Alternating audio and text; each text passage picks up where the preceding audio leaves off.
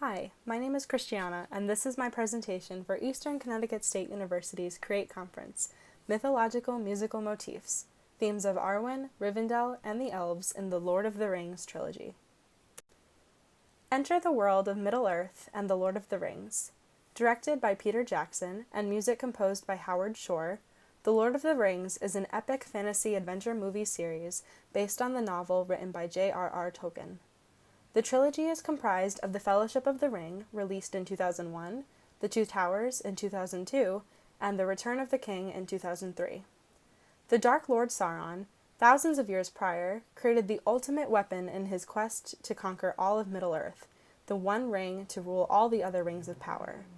These rings of power are distributed among the several races who inhabit Middle-earth: hobbits, dwarves, men, and elves. With the passing of time, the ring has come to Frodo Baggins, a hobbit from the Shire. Upon discovering the true power that the One Ring possesses, Frodo is counseled to take the ring out of the Shire. Along his journey to destroy the ring in the fires of Mount Doom in Mordor, he makes many new friends of various races who aid him and meets many foes who try to stop him on his quest.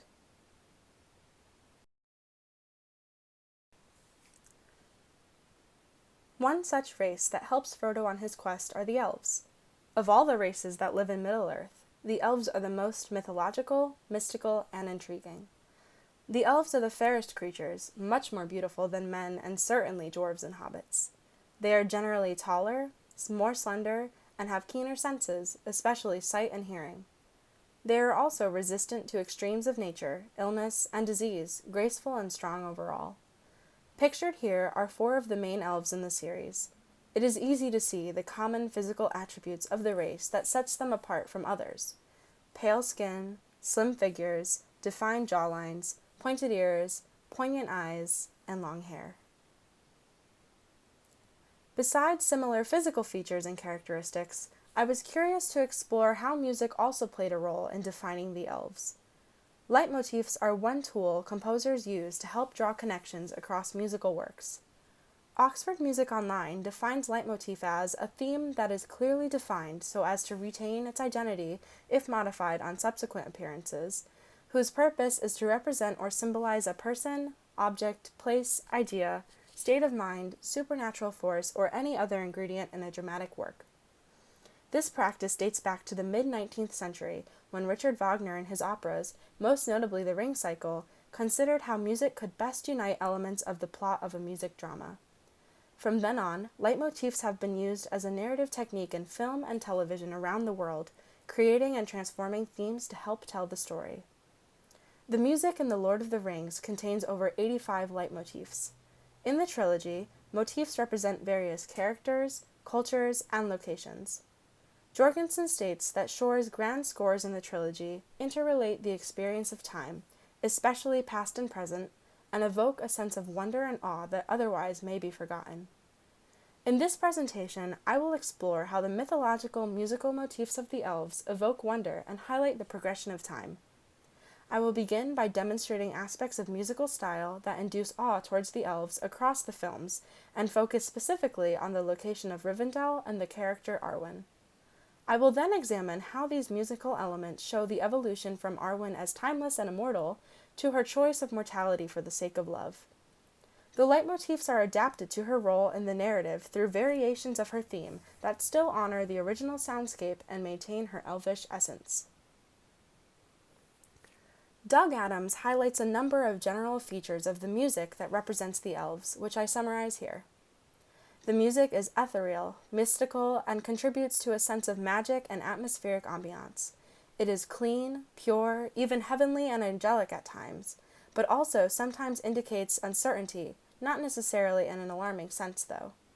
The music also feels as if it is from another era, with a twinge of bittersweet sadness that speaks to the end of an age. There are particular elements within the music that induce awe across the films. Typical Western orchestra instrumentation, performed with clear and transparent tones, is combined with unique instrumentation, including the ezraj, a northern Indian string instrument, the musette, and the dizi, a Chinese transverse flute. These distinctive sounds and tones are used to create chromatic harmonies through non-Western scales and modes. The foreign style adds to the mystique of the elves. Soaring, sweeping strings create their own elvish fanfare that is just as powerful and moving emotionally as the typical brass fanfare, but without the harshness, loudness, and sharp edge that these instruments typically have. Shore explicitly uses female voices for any music representing the elves, a nod to the two major female elven characters in the series, Arwen and Galadriel. Whether sung solo or in a choir, the voices tend to be performed with a straight tone, meaning little or no vibrato. Additionally, voices are also used in an ensemble formation, joining the orchestra of winds, strings, brass, and percussion to create an ethereal atmospheric ambiance. All of these elements create a soundscape that captures the audience's attention and induces awe towards the elves. Rivendell is a peaceful, sheltered town of the elves, hidden in the foothills of the Misty Mountains at the edge of a gorge in the river Bruin. It contains the House of Elrond, a mighty elf ruler and the Lord of Rivendell, who established the town in the Second Age of Middle-earth as a stronghold amidst a war. Built up with a sense of age and history, Rivendell then began to serve as a place of wonder, peace, and learning, not a stronghold of battle. Among its many elaborate buildings is the Hall of Fire, with cavern pillars supporting either side of an always-lit hearth, used for singing and storytelling on the high days. Its eastern porch serves as a meeting place and looks out over the stunning valley. The first time the Rivendell motif is played is in the first movie, The Fellowship of the Ring, and takes place in the scene where both Frodo and the audience get to discover the location for the first time. The wonder of Rivendell is created in both the magnificent imagery itself, the beautiful music as its own entity, but most prominently in the combination of the two. As the camera pans out across the beautiful and majestic mountains, peaceful waterfalls, gorgeous and elegant white architecture with gleaming sun shining down upon the land, a powerful, sweeping orchestral fanfare plays. Arching string arpeggios amidst bright, glinting harmonies are played by familiar Western orchestral instruments, such as the harp, violins, violas, cellos, and chimes, joined by a female chorus singing like angels, heralding the hobbits to a place of rest and recovery. Chimes play in a downward pattern, matching a glockenspiel and harp rising and falling with arpeggios, all contributing to the ascending and descending motion. This also ties into the landscape, as mountains climb to the sky while waterfalls pour water into pools of the earth. Rivendell is a safe haven and shelter for the hobbits, mirroring the comforting tone of opulence and respite as they convene here at the formation of the Fellowship. Welcome to Rivendell, Frodo Baggins.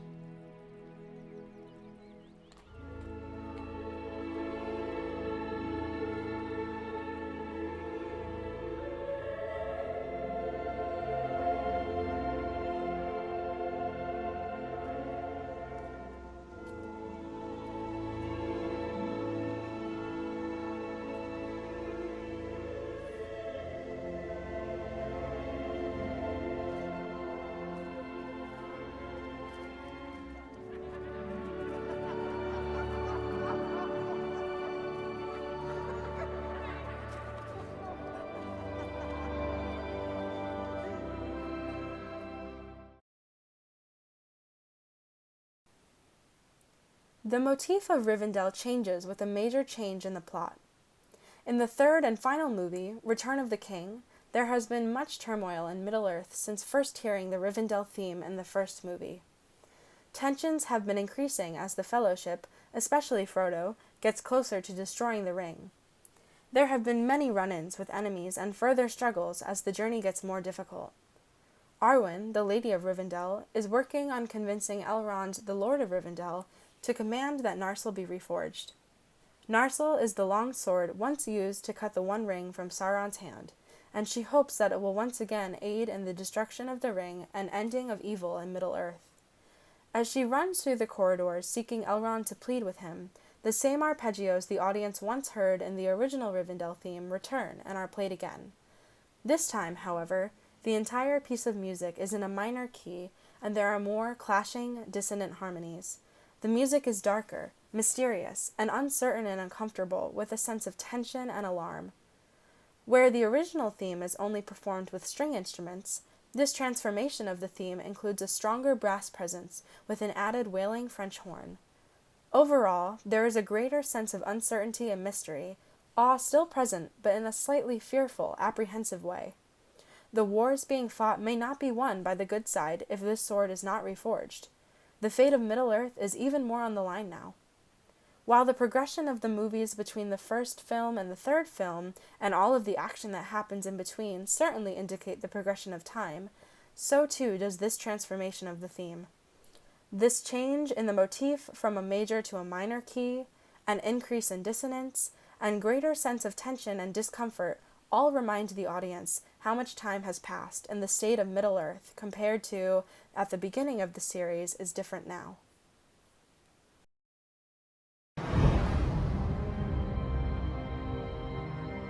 From the ashes a fire shall be woken, a light from the shadow shall spring.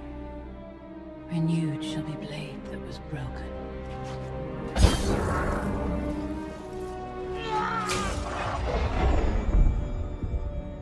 The crownless again shall be king.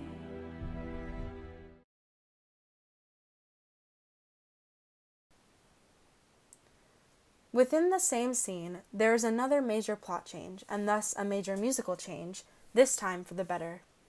After Arwen finds Elrond, she begs him in tears to allow the sword to be reforged. As she speaks with him, the female choir sings a cappella, without instrumental accompaniment, a hauntingly beautiful melody, also in a minor key. The conversation could go either way, and tension is rising as the main soprano voice climbs in an ascending line into the upper parts of her range. There is no oral confirmation that Elrond agrees to reforge the sword. However, the music cues the audience in that he will allow this to be done. The camera shifts from both Elrond and Arwen to just the Lord of Rivendell, and at the same time, the choir ceases in singing and the string arpeggios return, now in the original major key. The initial theme is expanded upon, with the addition of soaring strings and an upper, higher range, as well as a harp and strong brass fanfare. The brass has a much larger presence than it did in the original Rivendell theme, but the shift back to a major key, emphasized clearly due to the increased brass presence, indicates the French horns and trumpets are celebratory in a true fanfare manner. The brass welcomes the celebration that the elves will aid in the war efforts and fight on the side of good. There is also a larger percussion presence with whirring suspended cymbal and gong rolls, certainly much greater than in the original Rivendell motif, as well as earlier in the same scene. This percussion connects with the percussive noise of hammers clanging and pounding on the bright red, hot shards of the sword as the scene continues on. When the sword is restored, so is the music's former glory, and even further expanded upon. The sword being reforged also signifies the returning reputation of the elves in Middle-earth. In Elrond agreeing to reforge the sword, the race as a whole is therefore taking a stand to stay in Middle-earth. The new sword, better than ever, is renamed Andúril and will be used in future battles in an attempt to help Frodo in destroying the One Ring. Andúril, with its expanded history, holds a now solidified reputation, and the wonder of the sword's story and power is literally carried in the weapon. The further transformation of the Rivendell theme, though changed just moments after the initial change, signifies Elrond's change of mind and heart over the matter of the sword. Audiences have greater respect and awe in his leadership and the craftsmanship of the elves to be able to restore the weapon, and it is even more wondrous to hear the main theme in its newfound splendor after events changed momentarily towards uncertainty.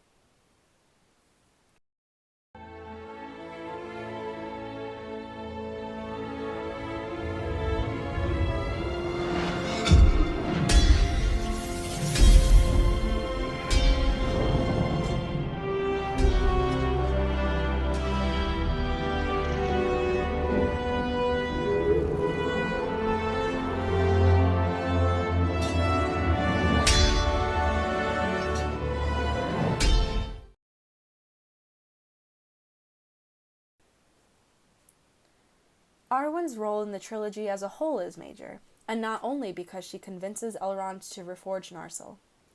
Arwen is charming, the true epitome of beautiful, and a symbol of a fair lady, both in looks and demeanor.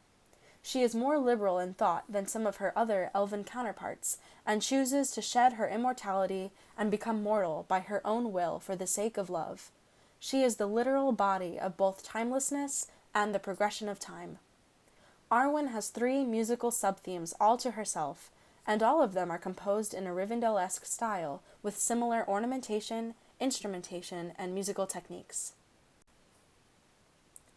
Arwen's original theme is entitled Arwen Revealed, and is first played in the Fellowship of the Ring the first time the audience and movie characters meet her. Arwen has come across the beginnings of the Fellowship in the woods after they were attacked by ringwraiths. Frodo is very ill and injured, and as she rides off to Rivendell with him, Arwen sings this song as a blessing and prayer for the hobbit to be saved. She is heralded by a female chorus intoning angelic stanzas in a delicate motet-like melody. The voices begin in unison without instrumental accompaniment, signifying Arwen as a singular entity. The expansion of the music to being performed by a full female choir with accompaniment then represents the entire race of the elves, though led by Arwen, symbolically also helping Frodo. The lower strings are warm and resonant, offering comfort, but contrasting in timbre with the brighter-sounding female voices. This song not only heralds Arwen in her entrance as a character to the films, but also frames Arwen as an angel, saving Frodo and the beginnings of the Fellowship from danger. She is also timeless at this point in the trilogy, an elf with full immortality. It is interesting to consider the mythological history of this theme, of which the lyrics are derived from the Song of Luthien. In the first age of Middle-earth, Luthien was a female elf with striking similarities to Arwen and her story. At the time of their lives, both are considered to be the fairest and most beautiful maiden. Further, Luthien also fell in love with a human and decides to give up her immortality for him, which is seen as major tragedy since accepting human life means death and the end of her beauty. Her choice to become mortal for love is considered to be the greatest sacrifice. Arwen's love and love story with Aragorn directly mirrors that of Luthien years prior, so while the theme at the surface represents Arwen as timeless, the background context of the lyrics foreshadows Arwen's future as immortal, impacted by the forward motion of time.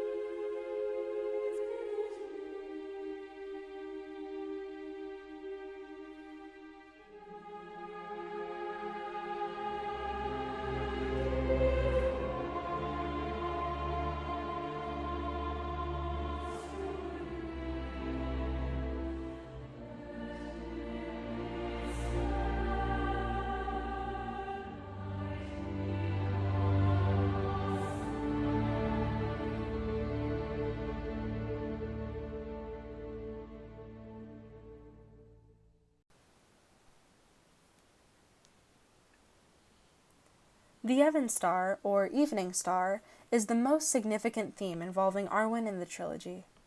The title is a translation of Arwen's surname, Undamil, and is deeply connected to her elvish essence. The Evenstar, while also serving as the title of this motif, is itself the white and silver pendant she wears as a necklace, given to her as proof that she is the most beautiful in the last generation of the elves.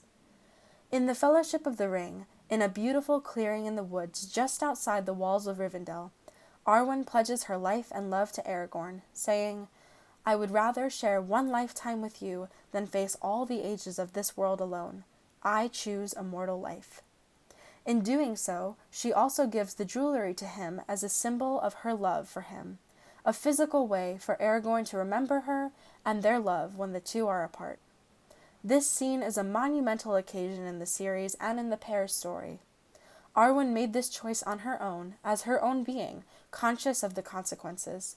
Though the Evenstar theme surely represents Arwen as an elf, as the theme is written in a Rivendell-esque style, at this moment, her full self is revealed, with a new theme representing her that includes elements of Aragorn's theme, and therefore the race of man and mortals. Later, in The Two Towers, Arwen reminds Aragorn of the promise she made to him in the first movie. The Evenstar theme is a combination of Arwen revealed and Aragorn's personal theme. Sweet yet longing music plays as Aragorn prepares to leave Arwen to continue his quest with the Fellowship. A flute carries a heartwarming melody over a full orchestra of strings, winds, and brass. She gestures to the Evenstar around his neck, comforting her love in Sandarian, saying, "If you trust nothing else, trust this, trust us." This peaceful moment reassures Aragorn of Arwen's commitment to him and their future together, even though they will be apart soon. A distant solo female voice picks up the flute melody as the pair kiss, and the sound of a choir mingles with the rest of the orchestra. The kiss intensifies, and so too does the music, growing in volume to a climax that matches the romantic mood. For just this moment, there is certainty and comfort between the two before uncertainty and danger resumes when Aragorn must continue on his journey. As the scene changes, audiences can see the Evenstar proudly worn as Aragorn treks on. The motif continues playing as well, suggesting that Aragorn is reminiscing about his lover and the time they spent together. This beautiful, angelic motif emphasizes Arwen's elvish race and immortality. However, the significance and concept of time as it relates to Arwen is twofold, as she has fully stepped into the human world to spend the rest of her life with her lover. This theme also signifies Arwen as impermanent and mortal.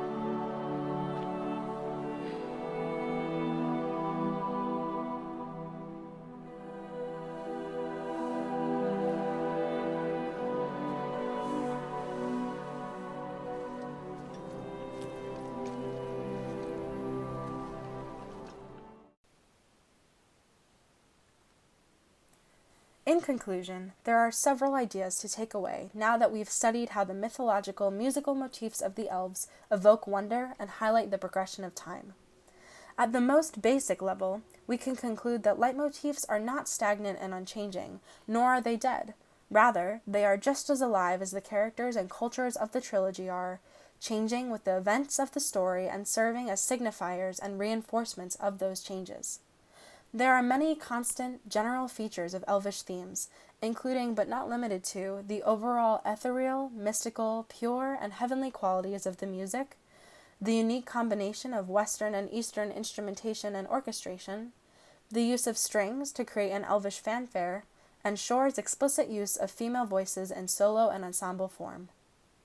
These attributes contribute to the sense of wonder and awe that audiences have of the elves as a race, and further the location of Rivendell and the character Arwen. The historic and peaceful town of Rivendell is wondrous due to its looks and architecture, as well as the stunning music that represents it. The Rivendell motif transforms away from and then back towards the original theme with the decision to reforge the sword Narsil into Anduril. Arwen represents the duality of time, signifying her natural immortality as an elf, and the life-changing sacrifice she makes by choosing mortality for the sake of love. Shore's music and the motifs he created are just as large of an aspect in telling this story as the actual acting itself is. Thank you so much for viewing my presentation. I'd also like to thank Dr. Timothy Cochran, who advised my research for this project.